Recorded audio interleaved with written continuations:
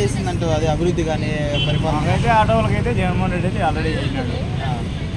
అంటే ఈ ప్రభుత్వం నుంచి అందిన సహాయం కానీ సంక్షేమ పథకాల్లో కానీ ఏమైనా లభిస్తుందంటారు? నాకు అమ్మఒడి వచ్చింది, రైతు భరోసా వచ్చింది, ఆటోలకు వచ్చింది. మరి నెక్స్ట్ ఏ ప్రభుత్వం? ఒక నిమిషం నెక్స్ట్ యాదవ్ వచ్చే మనం అనుకోలేము. మనం ఒకటి అనుకుంటే ఏది కాదు కదా. మనం టీడీపీ గవర్నమెంట్ చూసాం, వైసీపీ గవర్నమెంట్ చూసాం. ఏ గవర్నమెంట్ బాగా డెవలప్ చేసిందంటారు? వైసీపీ పార్టీ డెవలప్మెంట్ ఏమేమి డెవలప్మెంట్ చేసిందంటారు? విద్య నుంచి విద్య వైద్యం మొత్తం అంతా ప్రజలకు ఏం కావాలో అన్నీ చేశారు. మరి ఈ ప్రభుత్వం నుంచి అందిన సంక్షేమ పథకాల్లో మీరు ఏమేమి లబ్ధి పొందుంటారు? మాకు రైతు భరోసా వచ్చింది, ఇంట్లో వాళ్ళకు పింఛన్ వచ్చింది, 45,000 2018 వచ్చింది, ప్రతి ఒక్కటి వచ్చాయి.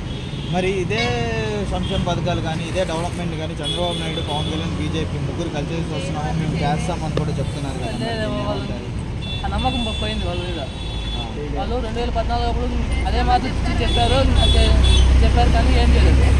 చేసి ఖచ్చితంగా వాళ్ళకి ఓటు వేసేవాళ్ళు, ఛాన్స్ వాళ్ళకి లేదు, అయిపోయింది. మరి మేము సార్ ముగ్గురు కలిసి వస్తున్నాం, ఖచ్చితంగా చేస్తామని కూడా చెప్తున్నారు కదా. మరి 2014 కూడా సేమ్ చెప్పారు,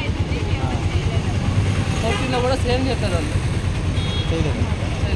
మరి అయితే నెక్స్ట్ ఏ గవర్నమెంట్ వస్తే బాగుంటుంది? ఎన్ని సీట్లతో వస్తుంది అనుకుంటున్నాను?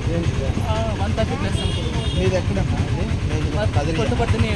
పుట్టపర్తిలో ఎలా ఉందన్న మరి పనితీరు కానీ ఆయన రెస్పాన్స్ కానీ ఎమ్మెల్యే అంటే ఎలా ఉందన్న? శ్రీధర్ రెడ్డి గారికి సార్ మరి ఎంత మెజార్టీతో గెలుస్తారంటారు? మెజార్టీ 20,000+ వస్తుంది. మరి ఈరోజు నామినేషన్ వేసారా? మరి మరి ఎలా అనిపిస్తుంది? Please subscribe .news.